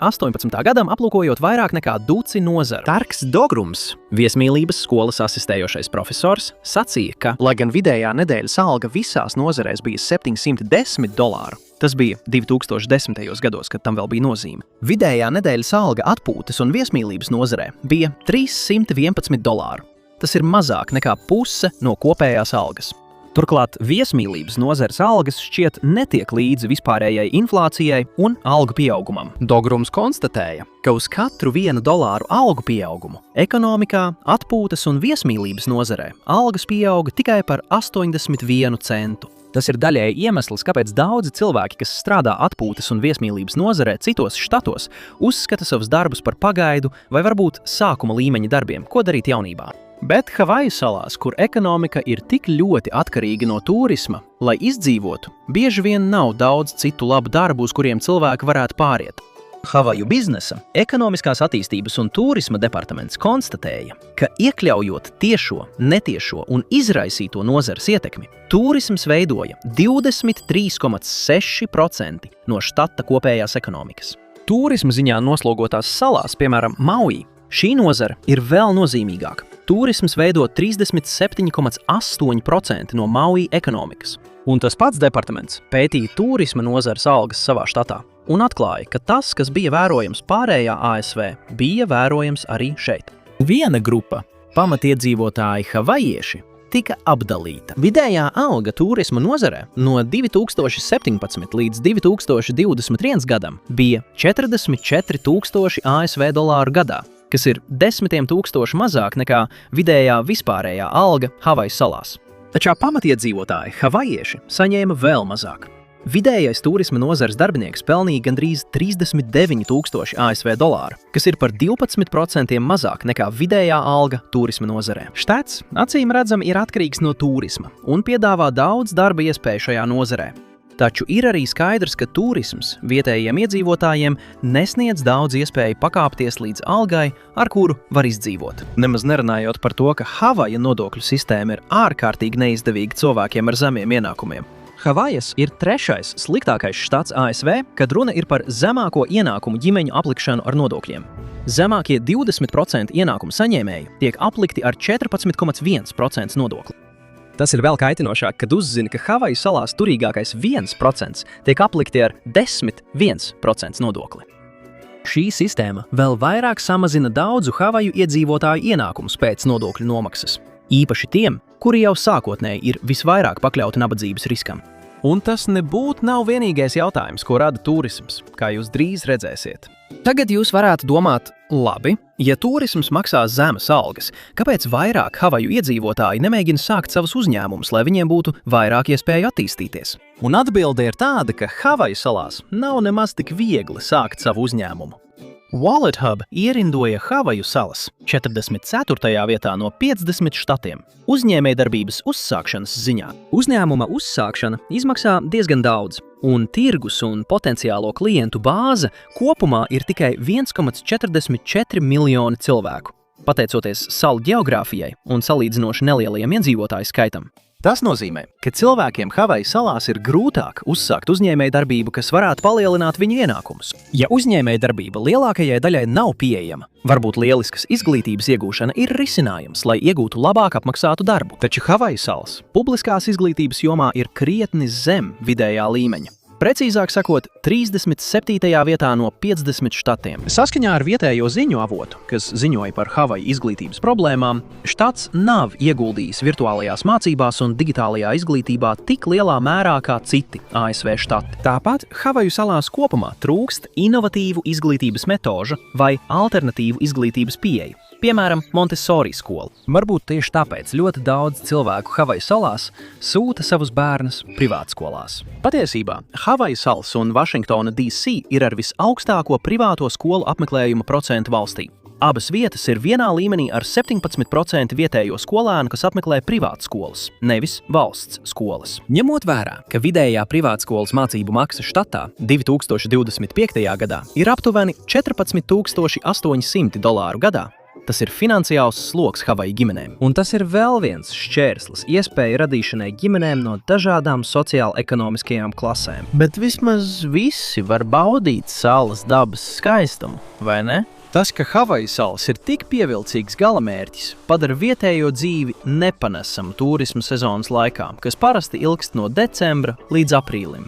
Vietējie cilvēki pielāgo savu ikdienu un gaitas dienas noslogotākajiem laikiem, lai izvairītos no rindām un sastrēgumiem, ko izraisa vairāk nekā 10 miljoni ikgadējo salas apmeklētāju. Un salas ir tik mazas, ka ir gandrīz neiespējami pilnībā izvairīties no turistiem. Jūsu ceļš uz darbu, skolu, banku, lielveikalu vai atpakaļ uz mājām visticamāk krustosies ar kādu galveno ielu, kas ir pilna ar turistiem. Patiesībā cita Wallet Hub pētījuma rezultāti liecina, ka Havaju salas ir vissliktākais štats braukšanai no visiem 50 štatiem.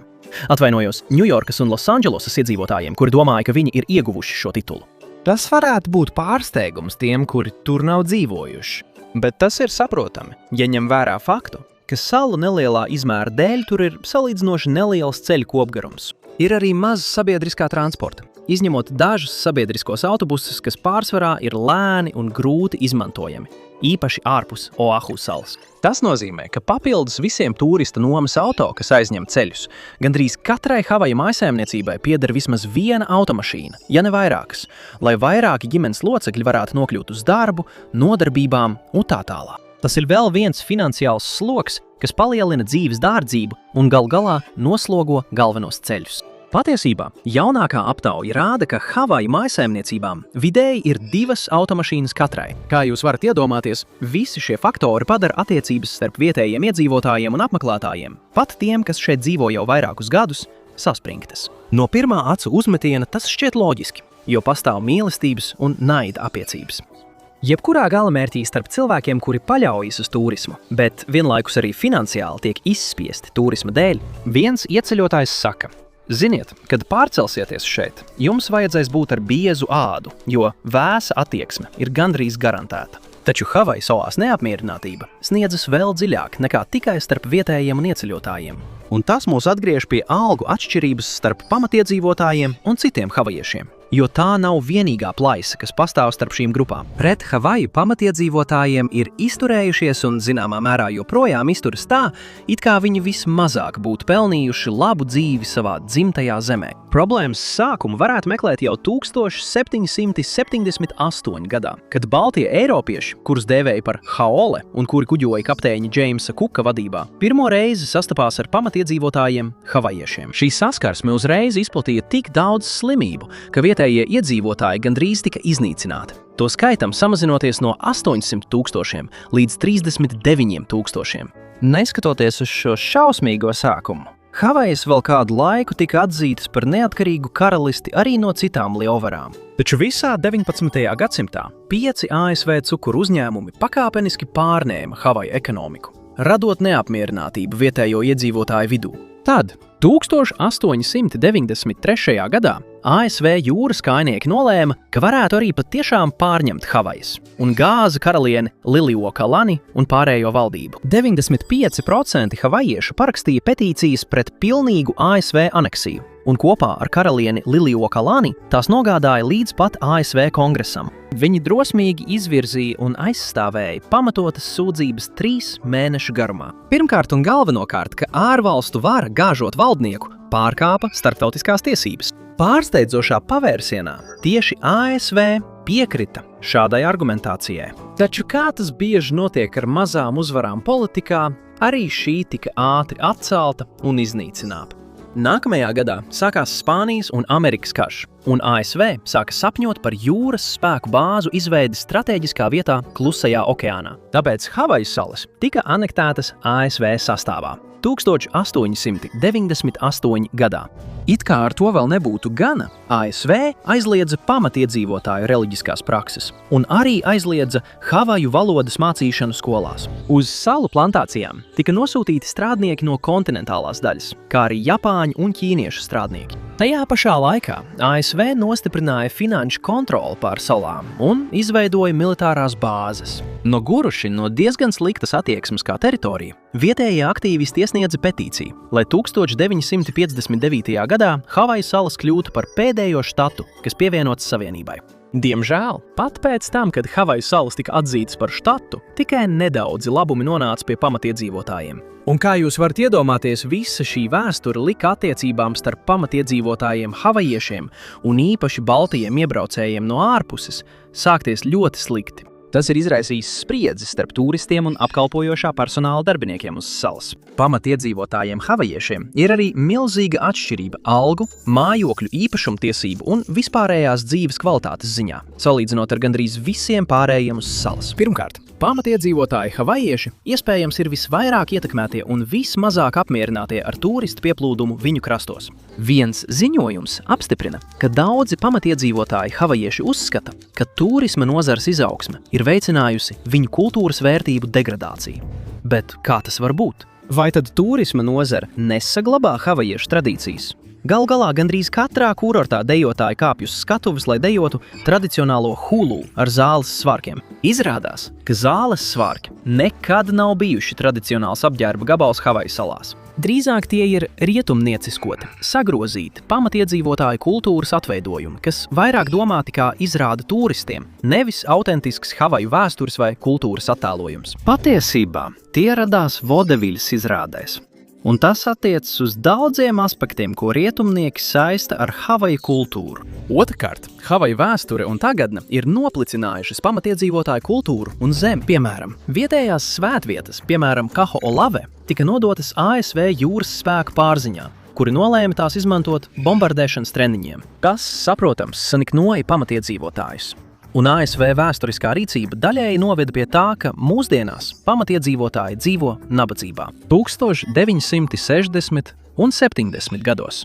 Vietējie lauksaimnieki, no kuriem daudz bija pamatiedzīvotāji havajieši, tika izlikti un pārvietoti zemes attīstības vārdā. Tas notika štatā, kurš vēlāk saskārās ar lielo bezpajumtniecības problēmu, kāda Havaju salās ir šodien. Štatā, kur mājokļu cenas strauji pieaug, arvien vairāk cilvēku nonāk situācijā, kad viņiem nav kur dzīvot. 2017. gadā ASV mājokļu un pilsētvides attīstības departaments publicēja ziņojumu, kurā norādīts, ka Havaju salas ir štats ar augstāko bezpajumtnieku īpatsvaru uz vienu iedzīvotāju ASV. 2024. gadā 8 no 1000 iedzīvotājiem ir bezpajumtnieki, kas ir tikpat daudz kā Ņujorkā. Un 2016. gadā veseli 42% bezpajumtnieku štatā identificējās kā pamatiedzīvotāji havajieši vai Klusā okeāna salu iedzīvotāji. Acīm redzot, mājokļu cenas Havaju salās ir ietekmējušas visus, kas tur dzīvo, taču visvairāk cieta pamatiedzīvotāji havajieši, kuri pēdējo pāris paudžu laikā bija zaudējuši zemi un mājas un kuriem nebija ko nodot tālāk. Un mājokļu īpašumtiesību trūkums un nabadzība diemžēl kļuva par apburto loku. Lai gan pamatiedzīvotāji havajieši ir nodarbināti aptuveni tādā pašā līmenī kā pārējie havajieši, viņi parasti strādā zemāk atalgotus darbus, pat ārpus turisma nozares. Tas varētu būt saistīts ar faktu, ka tikai 11,5% pamatiedzīvotāju havajiešu 2017. gadā bija ieguvuši augstāko izglītību, salīdzinot ar 22% no vispārējā štata iedzīvotāju skaita. Tādējādi viņiem ir mazāk iespēja iegūt labāk apmaksātus darbus, tāpēc viņi pelna mazāk. 2017. gadā pamatiedzīvotāju havajiešu mājsaimniecību vidējie ienākumi bija $66,300, salīdzinot ar $77,800 vidējiem mājsaimniecību ienākumiem visiem Havaju iedzīvotājiem, kas viņus notur nabadzībā. Tādā dārgā štatā kā Havajas neiegūt augstāko izglītību un tādējādi zaudēt iespēju iegūt labāk apmaksātu darbu nav tikai kaut kas, par ko vecāki tevi vienmēr kaitinās.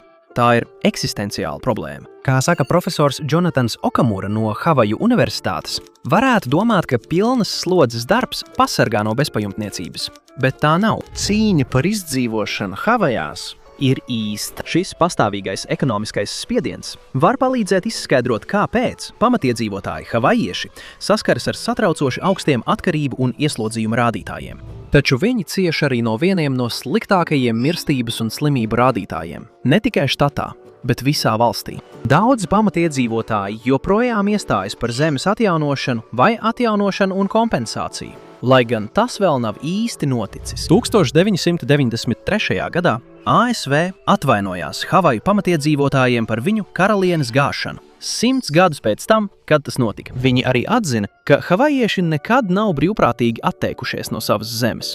Un tas pagaidām arī viss. Kāpēc? Lai gan Havajas ir viens no daudzveidīgākajiem štatiem valstī, attiecības starp dažādām grupām nevienmēr ir vieglas. Pēc postošajiem Maui ugunskrākiem 2023. gada augustā, kas salai nodarīs $16 miljārdu lielus īpašumu zaudējumus, vietējās amatpersonas un līderi lūdza uz laiku apturēt turismu uz Havaju salām vai vismaz samazināt turistu skaitu. Tas tiek darīts, lai viņi varētu atjaunoties un rast jaunu ceļu uz priekšu. Taču, lai gan uz salu uz laiku samazinājās turistu pieplūdums, šķiet, ka turistu ierašanās ātri atjaunojās un 2025. gadā sasniedza pirms ugunsgrēka līmeni.